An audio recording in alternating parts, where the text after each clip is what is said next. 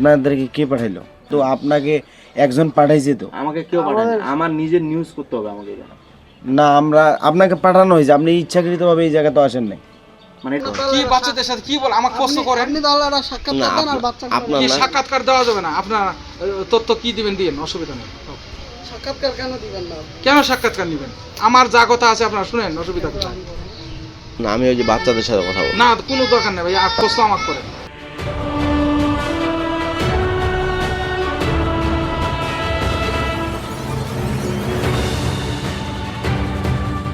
পড়াশোনা খাওয়াই দেখে আলাদা আলাদা। তুই মাসে কত টাকা দাও? 2,000 টাকা দাও। তাহলে তোমাকে যখন বললাম যে তুমি ফ্রি খাও না, তুমি সবাই ফ্রিতে চলে আসলে, আমি তো খাওয়ার কথাই বলছিলাম, পড়াশোনা বলিনি। কিন্তু আমি বলছি এখানে কারা কারা ফ্রি খাও, তুমি বললা যে তুমি ফ্রি খাও, কিন্তু যখন তোমার বাবার কল দিয়ে দেখলাম তুমি টাকা দিয়ে খাচ্ছ, তাহলে তোমার বাবার সাথে প্রতারণা না বলা?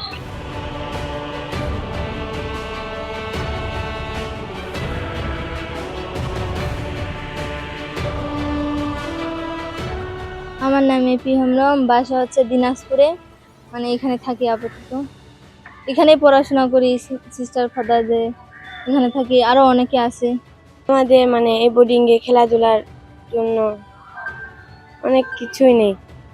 মানে আমরা মানে এখানে যদি লাইব্রেরি একটা থাকতো পড়ার জন্য, আমরা কিছু পরে জ্ঞান অর্জন করতাম। এই রুহিয়া এতিমখানার বড় সিস্টার হিসাবে এখানে পরিচিত এবং সেবা কাজ করে যাচ্ছি।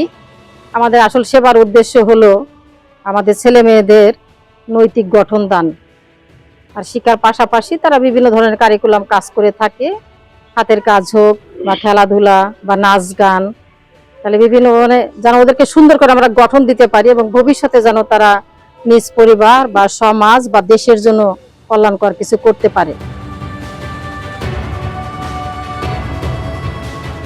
এখানকার খাওয়া অনেক সুন্দর, আমাদেরকে এখানে মানে অধিকার চেয়ে এখানে অনেক সুন্দর খাওয়া দাওয়া দেয়।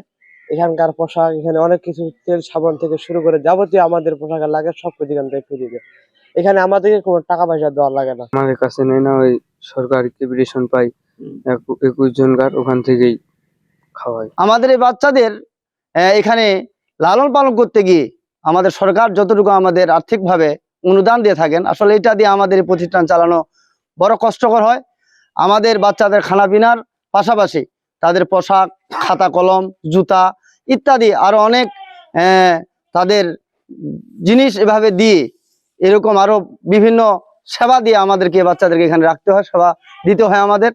তো এই জন্য আমি বলবো সরকারের কাছে দাবি রাখবো যেন এই প্রতিষ্ঠানগুলোতে, বিশেষ করে আমাদের এই এতিমখানায় যেন সরকার আরো ভালো সুনজর দেন। আমার এখানে কোনো বেতন নেয় না, কোনো টাকা নেয় না। তোমার বাবা আছে? বাবা আছে? আমার বাবা নেই, মা? মা আছে। এখানে ভর্তির জন্য বা এখন খাওয়ার জন্য কোনো টাকা নিচ্ছে তোমার কাছে? জি না, ফ্রি? জি। এখানে আসলে আমাদের ছাত্রদের লেখাপড়ার মান, শিক্ষার মান অনেক উন্নত করার জন্য আমরা অনেক চেষ্টা করতেছি।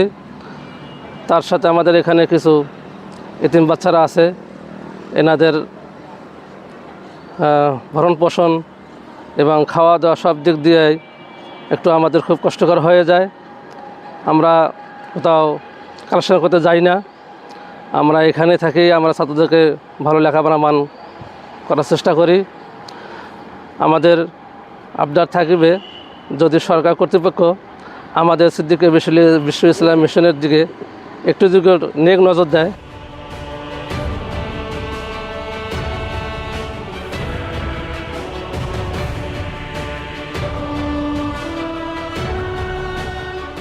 আমাদের ক্যাপিটেশন গ্রান্ট প্রাপ্ত বিভিন্ন এতিমখানা পরিদর্শন করেছেন বা সেগুলো সম্পর্কে তথ্য সংগ্রহ করেছেন, সেই তথ্যগুলো আমাকে আপনারা জানিয়েছেন।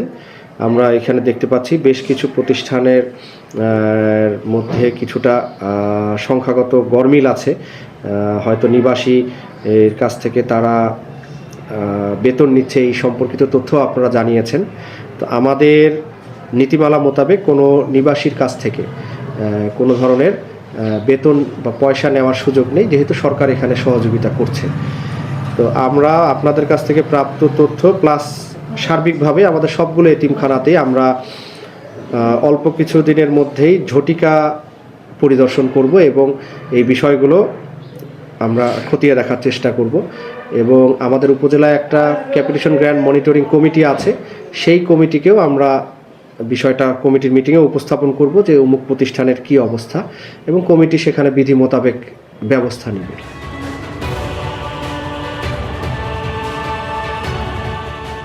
সরকারি আর্থিক অনুদান যদি যথাযথভাবে পৌঁছাতো এই এতিম শিশুদের কাছে, তবে এই এতিম শিশুদের জীবনমান আরও উন্নয়ন হতো।